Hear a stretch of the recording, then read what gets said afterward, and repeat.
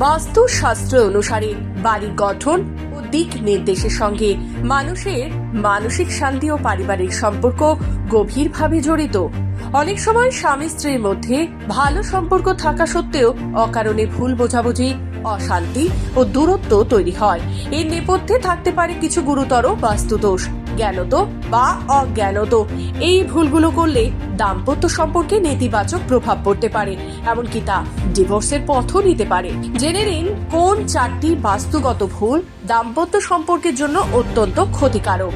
উত্তর পূর্ব দিকে বেডরুম। বাস্তুশাস্ত্র অনুযায়ী উত্তর পূর্ব দিক অর্থাৎ ঈশান কোণ, এখানে বেডরুম থাকার মোটেই শুভ নয়।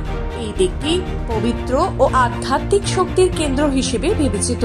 এখানে বেডরুম থাকলে বাড়িতে নেতিবাচক শক্তির প্রবাহ বেড়ে যায়, ফলে মানসিক অস্থিরতা, ঝগড়া, সম্পর্কের মধ্যে দূরত্ব তৈরি হতে পারে। দক্ষিণ দিকে অন্ধকার।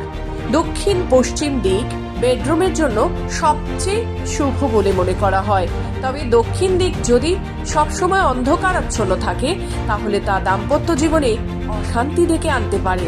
শীতল ও স্যাঁতসেঁতে দক্ষিণ দিক। যদি বাড়ির দক্ষিণ দিক সবসময় ঠান্ডা, স্যাঁতসেঁতে বা ভেজা থাকে, কিংবা সেখানে ইলেকট্রিক প্যানেল বা ভারী যন্ত্রপাতি বসানো থাকে, তাহলে তা স্বামী স্ত্রীর মধ্যে বিচ্ছেদের কারণ হতে পারে বাস্তু দোষে। দক্ষিণ দিকে নীল ও সাদা রঙের আধিক্য।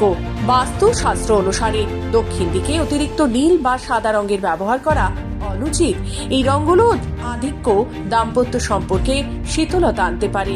এর ফলে স্বামী স্ত্রীর উপর বিরক্ত ও রুষ্ট ভাব বৃদ্ধি পায়। সম্পর্ক ধীরে ধীরে তিক্ততার দিকে এগোতে পারে। এই ধরনের বাস্তুদোষ দূর করতে কিছু সহজ নিয়ম মেনে চলতে পারেন। সম্ভব হলে দক্ষিণ পশ্চিম দিকে বেডরুম রাখুন। দক্ষিণ পূর্ব দিক উষ্ণ, পরিষ্কার ও আলোকোজ্জ্বল রাখুন। একটি সিঁদুর কৌটোর মধ্যে 5টি গোমতী চক্র রেখে দিন। সেই সিঁদুর কৌটো পুজোর স্থানে রাখুন। বিবাহিত মহিলারা প্রতিদিন ওই কৌটো থেকে সিঁদুর পরুন। পুরুষেরা একই সিঁদুর দিয়ে কপালে তিলকও পরতে পারেন। বাস্তুশাস্ত্র অনুসারে এই নিয়মগুলো মানলে দাম্পত্য জীবনে শান্তি, ভালোবাসা ও পারস্পরিক বোঝাপড়া বজায় থাকে বলে বিশ্বাস করা হয়।